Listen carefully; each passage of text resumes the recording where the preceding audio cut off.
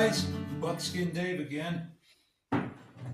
Anyway, I decided, trying to figure out, I almost wanted to shoot that almost gimmer, that shorter rolling block some more, but I'm gonna.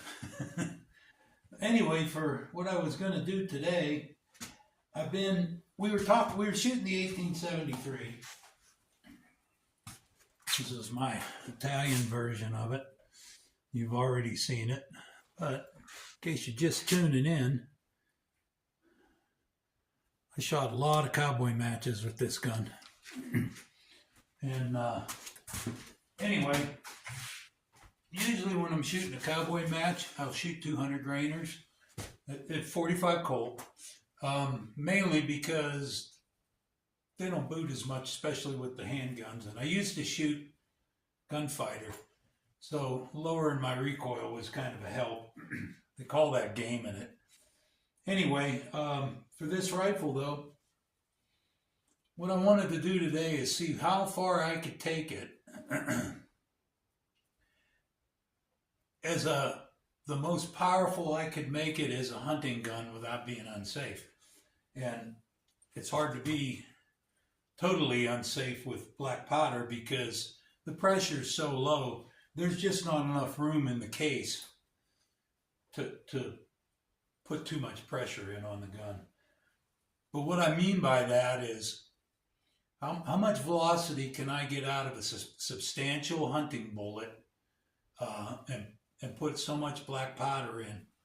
And what I did was the same thing that we did before when we were trying to figure out what our load was for the bigger cases. I measured where I wanted the bullet to seat. Then I put powder in and I got it to where it was touching this. And then I gave it a little bit more powder to get my little bit of compaction. And I'm not so sure you need a full 1/16 of an inch of compaction, but I want some. But I want to be careful not to try to compact too much powder because it can bulge the case just a little tiny bit, and then it might not feed through the lever gun. So the first thing I tried, bullet-wise, I had some of these this is a 130 grain bullet, but it's like for a 1911, it's got the round tip. And then I found these square tips. These are 130. They're both 230 grain bullets. Okay, and this one has a flat. This round thing would probably be okay in the magazine of the gun, but you want to have a good flat surface because you have the nose of this bullet is up against the primer of the bullet in front of it. And you don't want the recoil to set that off. This bullet here is actually so much bigger than the primer size that it actually rests on the case in front of it. So this is a bullet that I prefer. I ended up getting 33 grains of Graf & Son 3F black powder. I ended up getting that much to get my full compaction. Okay. These are Starline brass, I think. Yeah. There might be brass that's thinner, it's different or whatever, but that's what it worked out to for me. And the first thing I'm going to do is take them out and put the chrony on them and see what we got. And then I loaded up enough of them that I can shoot them a little bit for a while too. So get you a cup of whatever kind of coffee you like and sit back and let's check them out. The first one I loaded on here was that round nose, and I'm just curious to see if it has a different velocity than they're both 130 grains. See if it has a different velocity than flat nose. I doubt if it will. But anyway, get your eyes and ears on. Always remember your hearing protection. All right.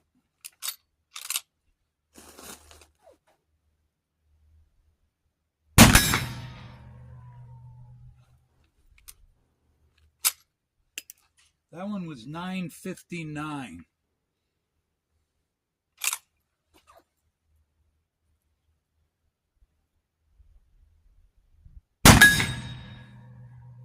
That one's 100 more. That's $10.59.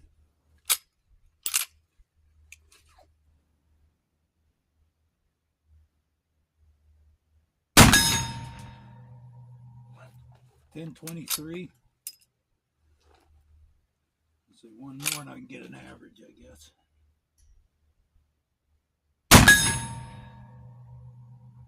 That one's over 1,000.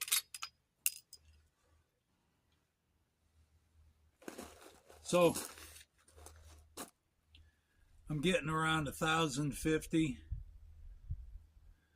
ish out of the 130 grain bullet, and I got to tell you, they got a nice recoil to them. So I'm thinking they're probably a good game thing. I'm looking to see what would be a good, if you happen to be packing a rifle around with black powder. Just want to know that black powder load might be enough to take a deer-sized game, maybe, and I think it would be. Sure feels like it's hitting that metal pretty good. So, look at this here. Today it's beautiful. Sun shining. It was cold this morning. Just I think it was in the 20s, but like the higher 20s, 7, 8, 9. And but then the sun come out and it's great. There's one cloud in the sky, the rest of it's blue. So it looks like we're going to turn into a pretty good day. I got to go and clean some horse shit up and scatter it out, and I got to move a few bags of stuff around here. A few of the last minute winter stuff. It's always good to start getting your hoses rolled up and emptied out, so they're ready to go if you need them, but if they don't have any water in them, they can keep them in the shop, and so they don't get wore out. I don't know, any of you guys been out buying hoses lately, like garden hoses? They're pretty dear, so it's good to take care of them. Anyway, let's go back in the shop. Okay. So, some of you guys were talking about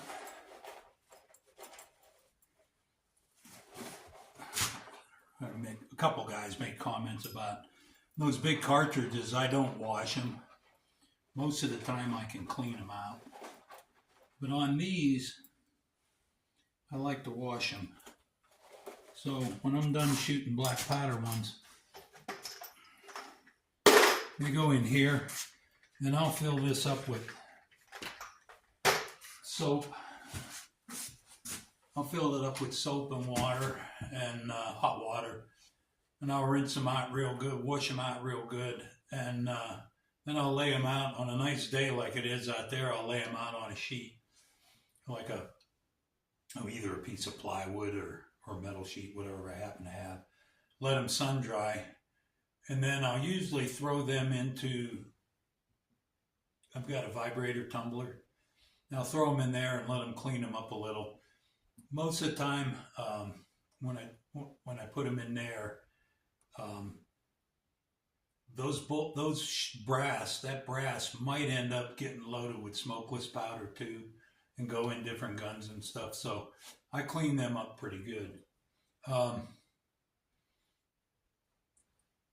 don't know. I like the color when they get kind of tinted, kind of goofy, and they look like they're more antique. I like the color, but for putting them in I like to clean them up a little.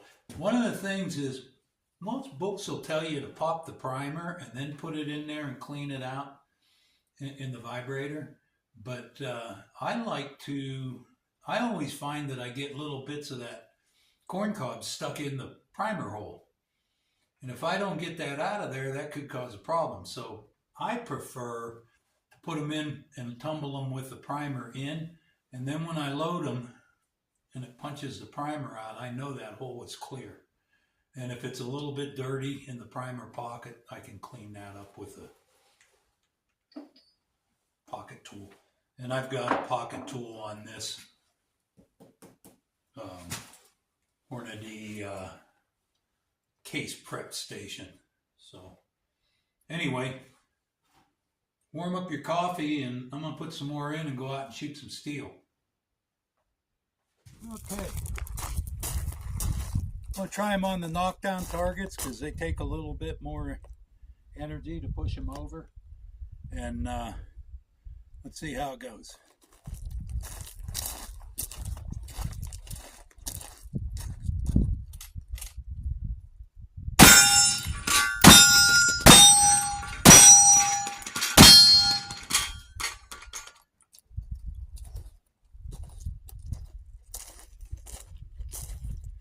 Well, that worked out pretty good, I guess, huh?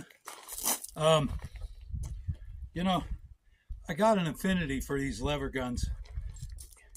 Basically, the lever gun, if I'm not mistaken, the lever gun is one of the first attempts, well, maybe not the first attempt, but I mean the Henry repeater and stuff when they first come out, and then even the volcanic, it was kind of a lever type action thing, was their shot at making the repeaters. It was the first thing that they kind of started working into making repeating rifles. Of course, later on, bolt action and all kinds of other repeaters came into, but the lever gun, other than the Spencer, I believe the Spencer was kind of a repeater. Anyway, but this style lever gun was first. And I think it's cool that we still use them, and they're still a very trusted and usable type gun, and I just like them. I like the way they look and feel. So I'm going to shoot a little bit more, and then we'll finish up in the shop.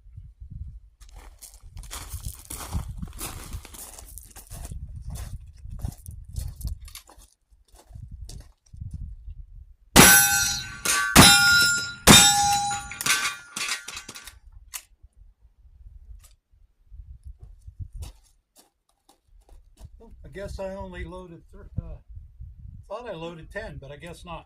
Anyway, I'm going to go reload. I'll shoot a little more on camera, so hang around. Grab some more coffee.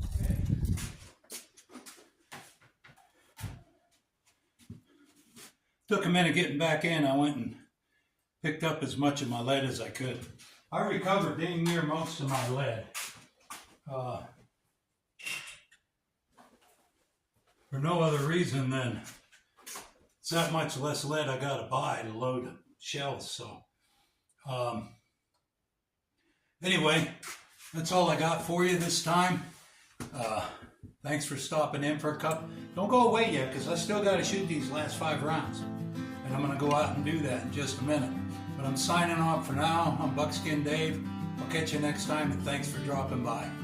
Bye-bye.